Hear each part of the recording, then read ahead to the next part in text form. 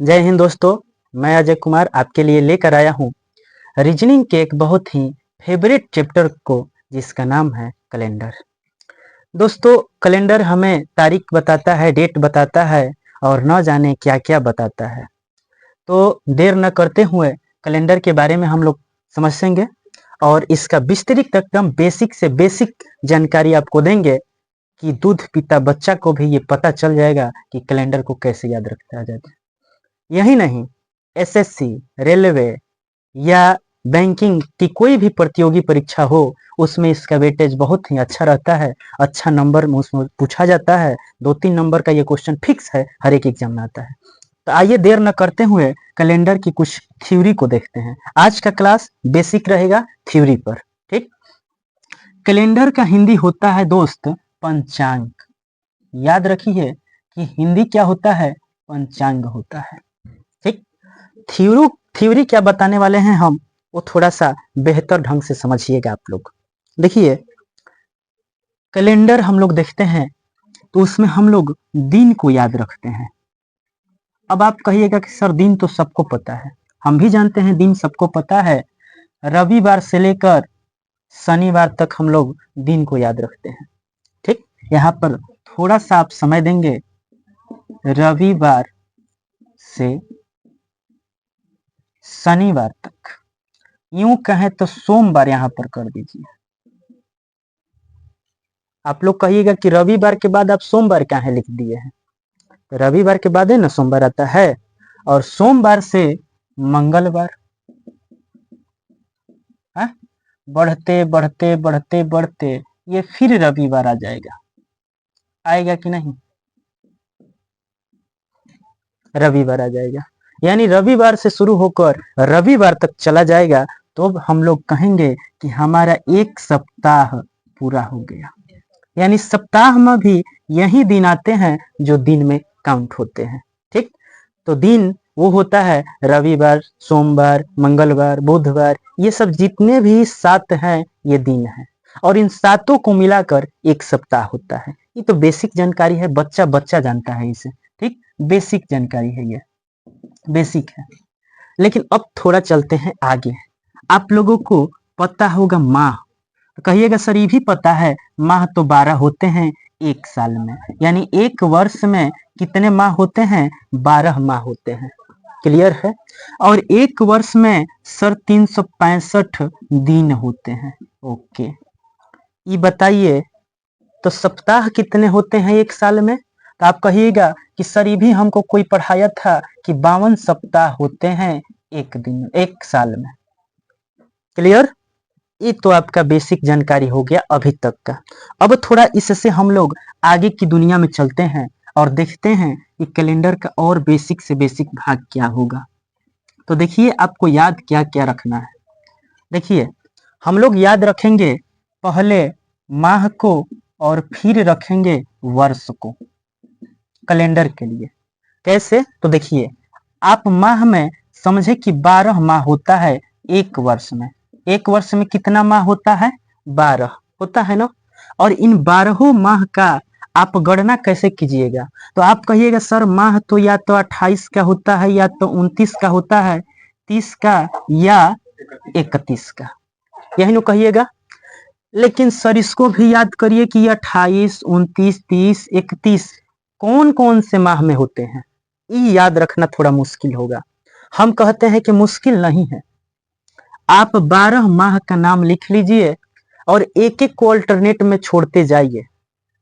कैसे? देखिए, मान लीजिए हम जनवरी लिखे हैं, और फिर फरवरी लिखे हैं, फिर लिखे हैं मार्च, और लिखे हैं अप्रैल। ठीक। यहाँ पर लिखे हम मई, फिर लिखे जून। ठीक। अभी इतना ही ले रहे हैं, आगे भी ले रहे हैं। अच्छा चलिए और लिख देते हैं हम।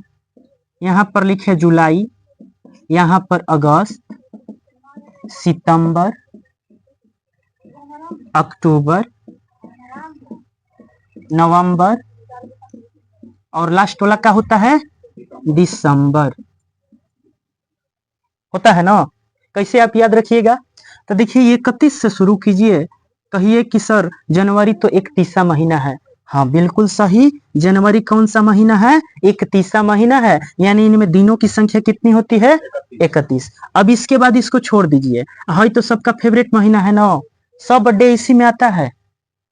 ये मत कहिएगा हंसी मजाक के लिए कह रहे हैं, सब डे इसी में तो आता है। वैलेंटाइन से लेकर सब डे, चॉकलेट डे, कौन कौन डे होता है ना, सब इसी का गुणागणित है, इसलिए इसको कम कर दिया गया है, ना तो अर्थ ज्यादा बढ़ जाता है इसमें। इसीलिए ये 28 का या 29 का होता है, कभी 28 का होता है, कभी 29 का। ये भी कहीं होता है बताएंगे आगे, अभी सुनिए। अब देखिए 31 आया, इसको छोड़ दीजिए, फिर मार्च क्या होगा? 31। अप्रैल बाबू 30 का होता है, फिर 31 का हो जाता है, फिर जून 30 का होता है, और जुलाई कितने का? 31 का। कहिएगा सर अगस्त तब 30 का होगा, नहीं, अगस्त भी 31 का होगा, ठीक है। और सितंबर को छोड़ दीजिए, अक्टूबर 31 होगा और सितंबर 30 होगा बाबू, और नवंबर भी 30 होगा और 31 होगा।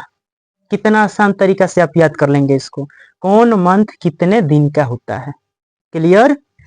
अब हम इसे आगे बताते हैं इससे बेहतर, ठीक है। आप ये बताइए 31 या 28 29 कहाँ होता है, ये बात आपको क्लियर कर देते हैं। देखिए जब लीप ईयर लगता है तो दिनों की संख्या में फरवरी में एक बढ़ जाता है। जैसे साधारण वर्ष जब होता है दोस्तों 365 होता है, और जब लीप वर्ष होता है तो एक बढ़ जाता है उसमें, वो 366 का हो जाता है। एकदम क्लियर समझ में आ रहा है? चलिए एक और बात बताते हैं इसी में, ठीक। ये डेट आप लोग याद कर लीजिएगा, ठीक। अभी आपको बताते हैं आगे वर्षों में गणना करके। देखिए अब वर्ष तो आप समझ गए कि एक वर्ष में 365 दिन होते हैं, आप समझ गए हैं ना। एक वर्ष में कितने होते हैं? एक वर्ष में 365 दिन या 366 दिन, लिख दें 365 या 366। ये साधारण वर्ष में काउंट होता है, लीप वर्ष में काउंट होता है। आपको पता होना चाहिए। देखिए वर्ष कितने होते हैं भाई, तो वर्ष की गणना दो तरीके से किया जाता है कैलेंडर में। कैलेंडर में वर्ष की गणना कितने तरीके से? दो तरीके से। कौन कौन वर्ष भाई? तो एक साधारण वर्ष, साधारण वर्ष, और दूसरा क्या होता है बाबू? लीप वर्ष। क्या होता है? लीप वर्ष। साधारण वर्ष उस वर्ष को कहा जाता है जिसमें 4 से पूरा पूरा पूरा पूरा भाग नहीं लगता है, हा? नहीं लगता है, इसको क्या कहते हैं हम लोग? साधारण वर्ष। आप समझे? फिर एक बार बताते हैं। साधारण वर्ष उसको कहा जाता है जिसमें 4 से पूरा पूरा भाग नहीं लगता है। अब एक एग्जांपल आपको दे रहे हैं, 1987 लिखे हैं, इसमें 4 से भाग दीजिएगा तो इसका कुछ शेषफल तो बचेगा ना, ये पूरा कटेगा नहीं, तो ये कटेगा नहीं, तो ये कौन सा वर्ष है बाबू? साधारण वर्ष। कौन सा वर्ष है? साधारण वर्ष। आप कहिएगा सर 1993 भी नहीं कटता है, हाँ बिल्कुल, ये भी साधारण वर्ष है। और कोई साधारण वर्ष बताइए? 2003 कट जाएगा का? नहीं कटेगा ना, ये भी कौन सा वर्ष है? साधारण वर्ष। और लीप वर्ष जिसमें 4 से पूरा पूरा भाग लग जाता है, लग जाता है, ये कौन सा वर्ष होता है बाबू? लीप वर्ष। जैसे 2000, अब 2000 में आप भाग दे दीजिएगा, 4 से कट जाएगा। अच्छा ये बताइए 2024 लेते हैं, ये भी कट जाएगा कि नहीं कट जाएगा? तो ये कौन सा होगा बाबू? लीप वर्ष। समझे आप आसान भाषा में?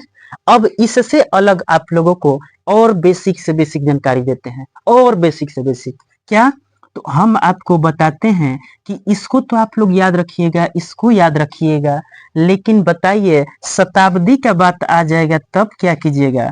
शताब्दी, शताब्दी, अगर शताब्दी का बात आ जाए तो उसमें याद रखिएगा कि हम लोगों को भाग 400 से देना है। किससे देना है बाबू? 400 से। और शताब्दी कैसा होता है? जैसे मान लीजिए 100वां शताब्दी, 500 शताब्दी, 19वीं शताब्दी। हम लोग कहते हैं ना हमारा जन्म 18वीं शताब्दी में हुआ है, अरे भाई तो उसमें शताब्दी में कितने से भाग देना होगा?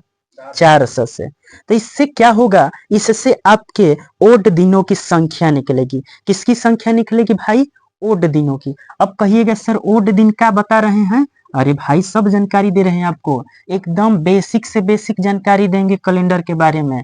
आपका दिल दिमाग गुर्दा फेफड़ा लीवर सब खुश हो जाएगा, ठीक। कैलेंडर आपके नस नस में घुसा देंगे। देखिए अब विषम दिनों की हम बात करेंगे। किसकी? विषम दिनों की। अब भाई विषम दिन क्या होता है? तो विषम को इंग्लिश में ओड बोला जाता है। डे दिन मतलब दिवस, आप लोग जानते हैं। ओड डे के बारे में आप लोग बात कीजिएगा। देखिए ओड डे कैसे निकाला जाता है। तो ओड डे निकालने का सिंपल एक रूल है कि किसी भी संख्या में आपको किसी भी संख्या में 7 से भाग दे देना है, भाग देना है। किसी भी संख्या में आप 7 से भाग दीजिएगा तो क्या निकल जाएगा बाबू? विषम दिनों की संख्या। क्या निकलेगा? विषम दिनों की संख्या। मान लीजिए जैसे कोई पूछे कि सर 15 दिनों में कितने विषम दिन है?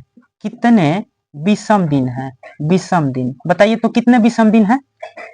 नहीं पता है? कोई बात नहीं, 15 में 7 से भागा दे दीजिए। 7 से 7 दूनी 14, 2 बार में कट जाएगा ना, लेकिन इसका एक शेषफल बचेगा। कितना शेषफल बचेगा? 1 बचेगा ना। तो यही आपका विषम दिनों की संख्या हो गई, विषम दिन। तो ये बताइए कि 15 दिनों में विषम दिनों की संख्या कितनी है? 1 दिन। ठीक है, आप समझ गए मेरे बातों को ना। इसी तरह आप किसी भी नंबर का निकालिए, 25 का, 24 का, जिसमें 7 से भाग लग जाएगा उसमें विषम दिनों की संख्या कितनी होगी? तो मान लीजिए हम लेते हैं 28। 28 में अगर 7 से भाग दीजिएगा, ये कट जाएगा, शेषफल नहीं बचेगा। तो बताइए 28 में विषम दिनों की संख्या? एक कोना 0 है बाबू। है विषम दिनों की संख्या 0। अब आपको एक और बेहतरीन बात बताते हैं, ठीक है, और धड़ाक दे अपने कॉपी पर इसे नोट कर लीजिएगा। क्या बताएंगे आप समझते हैं? नहीं, हम आपको बताने वाले हैं विषम दिनों का ट्रिक। क्या बताने वाले हैं बाबू? विषम दिन और उन दिनों के नाम। यहाँ पर हम बना रहे हैं विषम दिन, ठीक है, दिनों का नाम।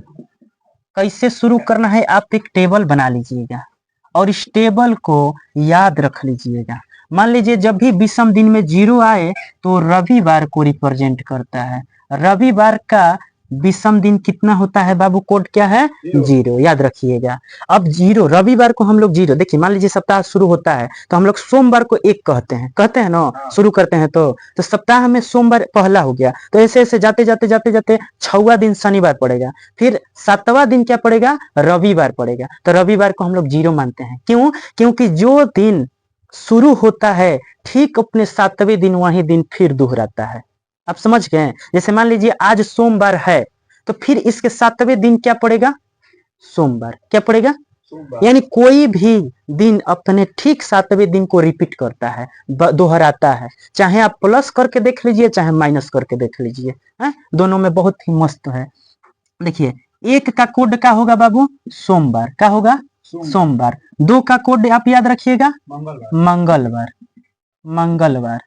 और 3 का बुधवार।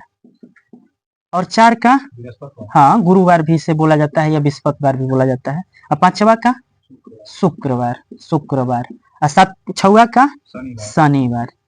शनिवार। सब कंप्लीट है? कोई दिक्कत नहीं ना है? अब आपसे एक क्वेश्चन हम कहते हैं, एकदम धड़ाक स्पीडी अप्रोच की तरह बताइएगा। स्पीडी अप्रोच क्या होता है? जल्दबाजी में बताने वाला। आप लोग बताइएगा झटाझट, देर मत कीजिएगा। मान लीजिए कि 1 फरवरी को अगर सोमवार है, नहीं मंगलवार, हम मानते हैं ये क्वेश्चन के तौर पे, मान लीजिए क्वेश्चन है 1 फरवरी को मंगलवार है, तो बताइए कि इसके जस्ट 7वें दिन बाद कौन सा दिन पड़ेगा? बताइए आप लोग।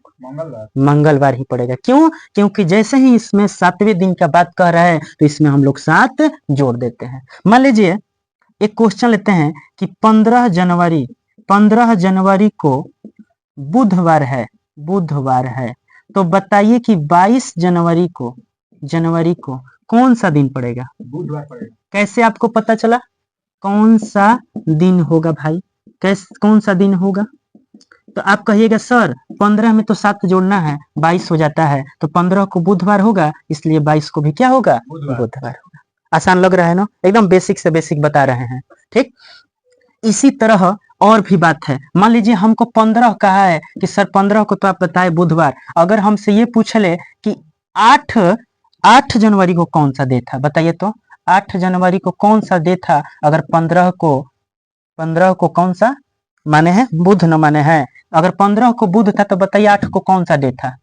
बुध होगा। कैसे कैसे पता चला कि बुध ही होगा 8 को? 15 बुधवार। तारीख से 8 तारीख को घटा। हाँ, 15 में से अगर आप 7 को घटाइएगा तो 8 आ जाएगा। तो आप ये समझ जाइएगा कि घटाने या जोड़ने पर सेम डे रिपीट होता है।